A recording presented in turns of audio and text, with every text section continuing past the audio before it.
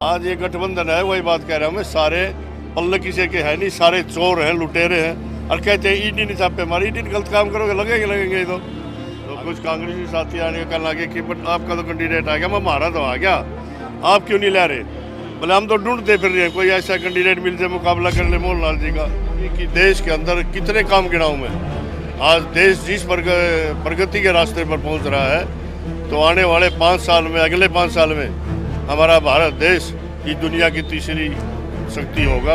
और मोहन लाल जी ऐसे प्रत्याशी हैं, बहुत नरम स्वभाव के हैं, शुरू से पार्टी से जुड़े हैं, मिलनसार व्यक्ति हैं, ईमानदार व्यक्ति हैं। विपक्ष ने तो और तो कुछ काम है नहीं, कुछ मिल नहीं रहा। अब तो विपक्ष ये चाहता है कोई छोटा मोटा मुद्दा ले और उसको उछाल दे। मान लिए इस देश के प्रधानमंत्री नरेंद्र मोदी जी ने, नड्डा जी ने, नायब जी ने और मनोहर लाल जी ने हमारे बीच में मोहन लाल जी को प्रत्याशी बना करके भेजा है। और मोहन लाल जी ऐसे प्रत्याशी हैं, बहुत नरम स्वभाव के हैं, शुरू से पार्टी से जुड़े हैं, मिलनसार व्यक्ति हैं, ईमानदार व्यक्ति हैं।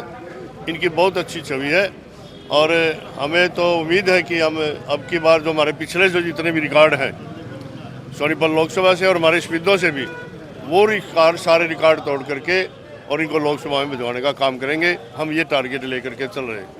मोहन लाल भड़ोली जी ने आपकी भी एक बड़ी जिम्मेवारी लगाई है, तो किस तरह से देखते हैं? कह रहे कि कार्य समय कम लगेगा, लोकसभा ज़्यादा बड़ी है, कार्यकर्ता चुनाव का संभालेंगे। लेकिन वो बिल्कुल ठीक कह रहे थे इस बात की, लेकिन हमारे पास अभी 54 दिन है और उन्होंने आज कहा अभी हमारे को मैं 6 दिन दूंगा। और 6 दिन में हमारी टारगेट लगभग ये रहेगा कि आज 7 गाँव हमारे हो जाएंगे। 72 गाँव हैं, 65 गाँव बचेंगे। 65 गाँव हम 6 दिन में कवर करवाने का कोशिश करेंगे। हमारी कोशिश होगी कि हर गाँव में हाजिरी लगाएं।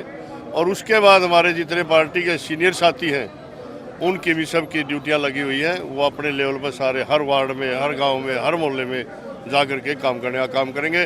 और सफेदों में तो नेताओं की कमी नहीं, बीजेपी के इतने नेता हैं कि एक वार्ड मानने के जब भी इतनी जीत करा दें कोई दिखते नहीं। और सभी सीनियर साथी हैं, बढ़िया साथी हैं।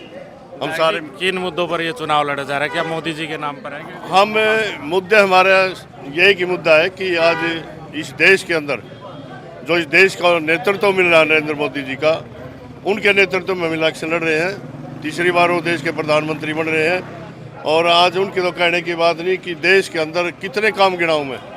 आज देश जिस प्रगति के रास्ते पर पहुंच रहा है, तो आने वाले 5 साल में, अगले 5 साल में हमारा भारत देश इस दुनिया की तीसरी शक्ति होगा। ये हमारा लक्ष्य लेकर के चलें कि मोदी जी तीसरी बार बढ़े और इस देश को और तरक्की तो अब भी हो रही है और ज़्यादा से ज़्यादा तरक्की देश की हो। गठबंधन टूटा, उसका कुछ असर पड़ेगा? क्या असर पड़ना था? इनका ये सारे लुटेरे चोर सभी सारे डरते इकट्ठे हो रहे हैं कि इनके आज देख रहे। मैं एक रात शादी में बैठा था, तो कुछ कांग्रेसी साथी आने का कल आगे कि बट आपका तो कैंडिडेट आ गया, मैं हमारा तो आ गया, आप क्यों नहीं ला रहे? बोले हम तो ढूंढते फिर रहे हैं, कोई ऐसा कैंडिडेट मिल जाए मुकाबला कर ले मोहन लाल जी का। मैं ये मुकाबला तो सारा गठबंधन इकट्ठा लगाना तुम्हारा, तब भी नहीं मिलना। आज ये गठबंधन है, वही बात कह रहा हूँ मैं। सारे पल्ले किसी के है नहीं, सारे चोर हैं, लुटेरे हैं। और कहते हैं ईडी नहीं छापे मारे, ईडी गलत काम करोगे लगेंगे तो। अगर नाजायज धन जोड़ोगे आप, आज केजरीवाल ने क्यों मान लिया? पहले नहीं कहता था मैंने गलत काम करे नहीं, आज भी साथी सी और बेचारे फंसा दिए 2 और बोला सारा काम उन्होंने कराया, मन तो मेरा ही नहीं।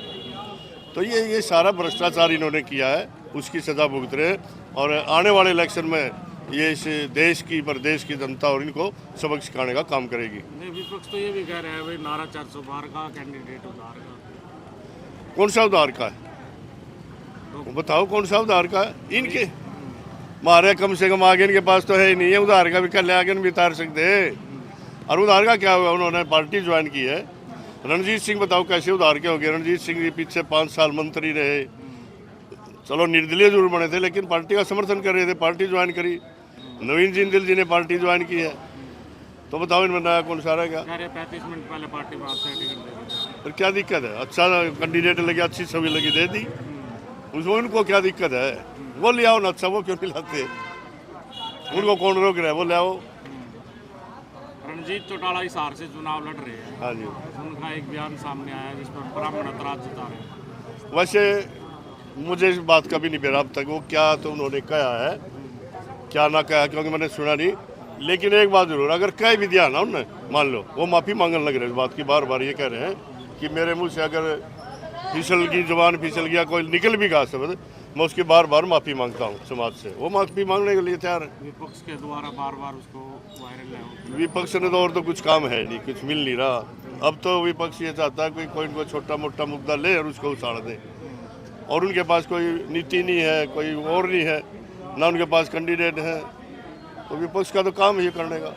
चलिए, क्या कहना चाहेंगे हमारे बारे में? है जी, क्या कुछ कहना चाहेंगे हल्के के लोगों को? मैं हल्के के लोगों से और इस देश और प्रदेश के लोगों से एक अपील करूंगा कि आज हमारा देश और प्रदेश जिस लिहाज से तरक्की कर रहा है, मेरे कहने की ज़रूरत नहीं, आप कहीं देख लो, किसी गांव में, किसी मोहल्ले में, किसी वार्ड में चारों तरफ काम, विकास के काम होते मिलेंगे।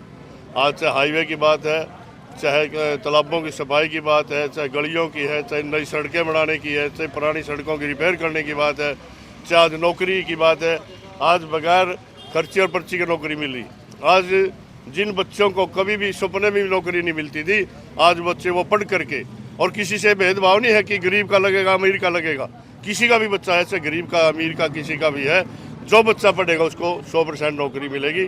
आज इस राज्य में मेरे को ये तो बता दो, कोई दुखी हो, कर्मचारी एमएलए मंत्री के पीछे अपनी बदली कराने के लिए सारा दिन पीछे पीछे रहते थे, माला डालते थे, स्वागत करते थे, घर में चाय पिलाते थे कि मेरी बदली ना हो जाए। आज ऑनलाइन बदलियाँ हो रही, आज हर कर्मचारी खुश है। आज गरीब है, गरीब को जिसको कोई पूछता ही नहीं था। आज मैं वैसे ही मैं भाषण शुरू करूँगा, बहुत लंबा हो जाएगा। मैं तो अपने हल्का वासियों से यही अपील करूँगा कि मोदी जी के नाम पर, और हमारा बहुत बढ़िया कैंडिडेट, ईमानदार कैंडिडेट, इसको बहुत भारी वोटों से जिता कर भेजने का काम करेंगे और हमारे हल्के के अंदर विकास के काम होंगे।